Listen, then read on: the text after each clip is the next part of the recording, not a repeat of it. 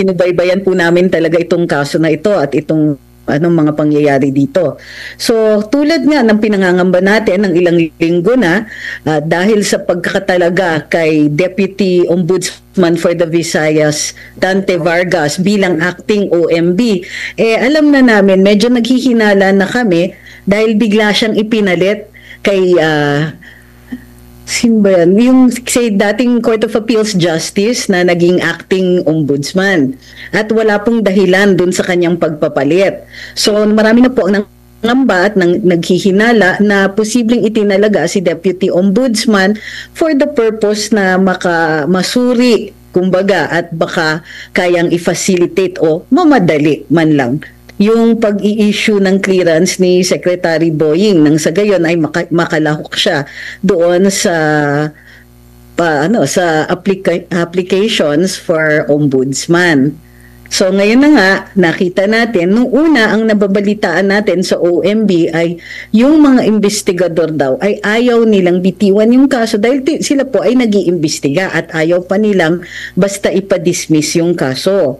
So, and then eto na po, a few weeks later, nangyari na, nag-issue na po ng, napadismiss na daw ang kaso ni Secretary Boying at ng kanyang mga correspondents. Dahil dito, we were expecting na ma-issuean siya ng clearance, ngunit parang within the hour or within 2 hours nakapag-file po ng motion for reconsideration.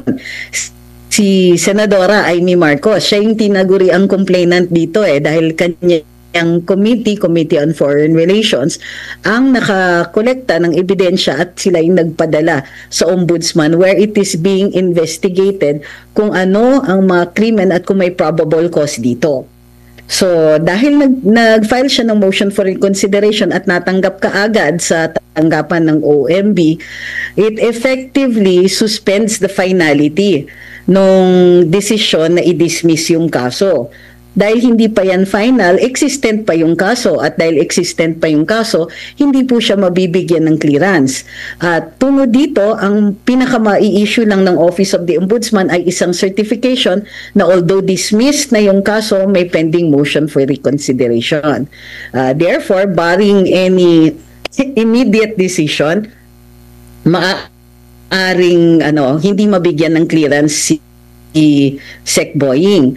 Ang ngayon susunod na kailangan natin obserbahan at kumbaga bantayan ay kung in the space from today up until mag-convene ang Judicial and Bar Council ng September 18, kung biglang mag-decide ang ombudsman doon sa motion for reconsideration at i-dismiss ito.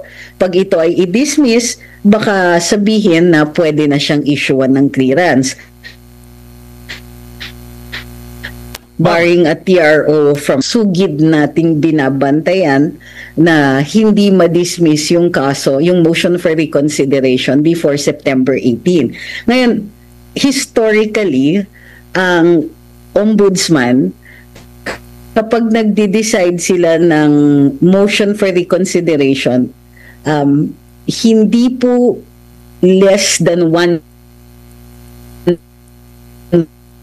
month ang tagal. Kasi nga, aaralin yung jurisprudence, hindi naman ganun kadali gumawa ng decision. So usually it takes about 1 month para ma-include lahat ng jurisprudence at lahat ng mga argumento na isinama sa motion for reconsideration.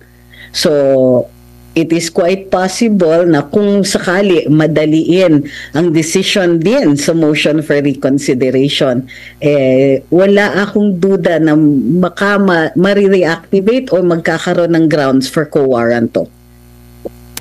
Ma'am, saan po dito papasok yung palaging kino-comment ng mga kababayan natin na issue o usapin po ng conflict of interest sakaling si Secretary Remulla po ang maupo bilang ombudsman? Well, kung matatandaan natin, dalawa yung dahilan para doon. Unang-una, politiko ito. Si SOJ, bago siya na italaga bilang Secretary of Justice, has been involved doon sa local politics. At involved din ang buong pamilya niya. Sa madaling sabi, political dynasty ang pamilya niya. Kasalukuyan, ilan ba sa immediate family niya ang nakatalaga?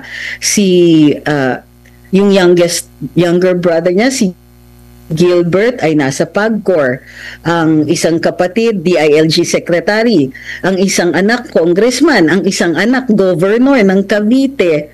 So, 'di ba? Doon pa lang sa mga immediate relatives niya, kapag nagkaroon ng kaso ang mga to, di automatic ang conflict of interest niya. Pero dahil miyembro siya ng political dynasty, ilan pa ang mga kapamilya na posibleng may mga kaso na aakyat sa ombudsman. Bukod pa doon, ang isang politiko sanay yan sa mga pakiusapan, lakaran. Alam niyo naman din po dito sa Pilipinas, hindi rin po minsan maiwasan. Hindi natin sinasabi na nagwo-work yan in the office of the ombudsman, pero alam natin na politics and the judiciary don't mix. And this is, although hindi part exactly na, well, part siya ng judicial system, kumbaga, independent office ang office of the ombudsman, hindi, he's not under any of the branches of government. Gayon pa man, yung hustisya dito, baka maapektuhan yung perception ng objectivity nila. Opo, Attorney, gaano kahalaga na yung background ng isang susunod na ombudsman ay yung nasa ano talaga, galing sa judiciary? Kasi kung mapapansin natin, nung trinace ko yung mga nakalipas na mga ombudsman, parang isa lang yung maaring mahalin tulad, if ever man na malagay siya as ombudsman itong si Remulla, mahalin tulad na sa kanyang sitwasyon, which is si dating ombudsman at dating Justice Secretary Merceditas Gutierrez. No, the rest, either sila ay nagsilbi sa Supreme Court, may naging prosecutor panahon si Añano Desierto, merong galing sa bilang solicitor general din, pero karamihan sa mga humawak dito sa posisyon na ito ay mga justice, no? Gaano kahalaga? Mas bentahe ba talaga ito or compare dito po na politiko? I don't think yung iba dito is mga politiko galing sa mga politiko rin po, no? Attorney. Doon sa requirements po pa sa pagtatalaga ng ombudsman, preferable ang galing sa judiciary, tapos next ay in the practice of law, with the idea na mas maganda kung litigator yung humaharap sa hukuman at sanay po doon sa sa practice na humaharap nga sa hukuman, litigation. So yun po yung mga preferred na candidates para sa ombudsman, dahil nga paglilitis ang pang-araw-araw ng isang ombudsman. O sila ang nagde-decide ng mga kaso ng administratiba, pero pagdating sa mga krimen involving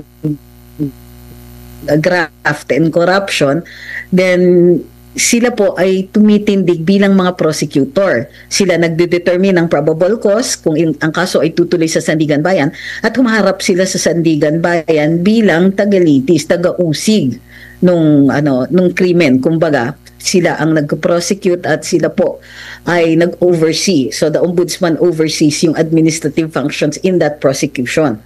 So yes, talagang kaya dati at even in recent memory, si Justice Samuel Martires, Justice Conchita Carpio Morales, diba? Yung in recent memory, talagang judiciary ang pinanggagalingan ng ombudsman. Kasi kawawa ka haharap ka sa Sandigan Bayan at kadalasan ang mga kalaban mo ay mga bihasa sa paglilitis. So, importante po ang litigation experience. Opo. At if ever man na hindi makakuha ng paborableng desisyon doon sa hiling na MR, hanggang doon na lang ba yung proseso na yon? Hindi na ba pwedeng iakyat pa ito sa Korte Suprema ni Senator Amy Marcos? Actually, pwede. Lalong-lalo na kasi kung mamadaliin nila, masyadong suspicious kung gagalaw ang ombudsman suspiciously in time para makasumite si SOJ, si Secretary of Justice, ng kanyang application at siya po ay matanggap para sa posisyon.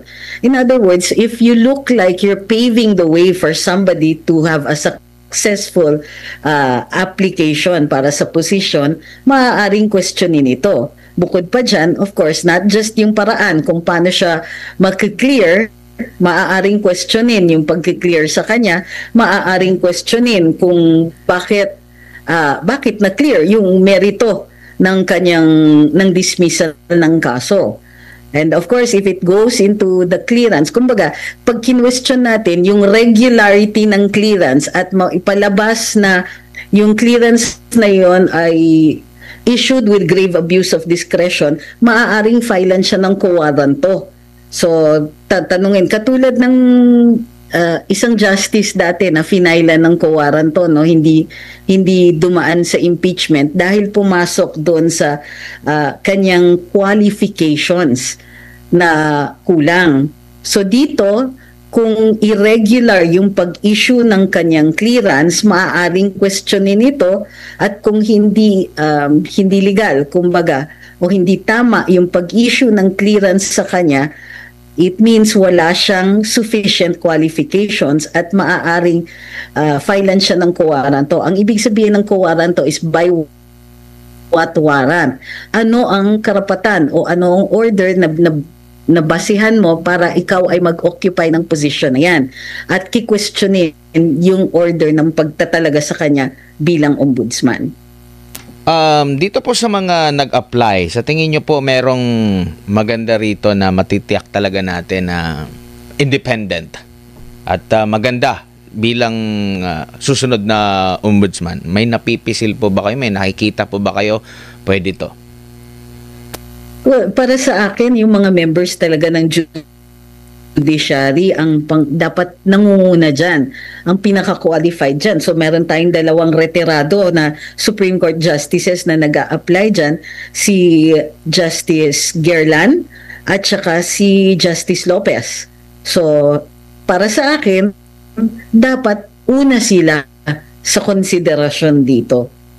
Opo. If ever man na may pipiliin na si gaano kahalaga yung magiging choice nitong si President Bongbong Marcos dito, magiging ano ba ito? Magiging malaking factor ba ito lalo na sa kanyang imahe ngayon na parang pinapalitan na niya na hinahabol na itong mga sinasabing nasa likod ng korupsyon? Make or break ba ito para sa kanya?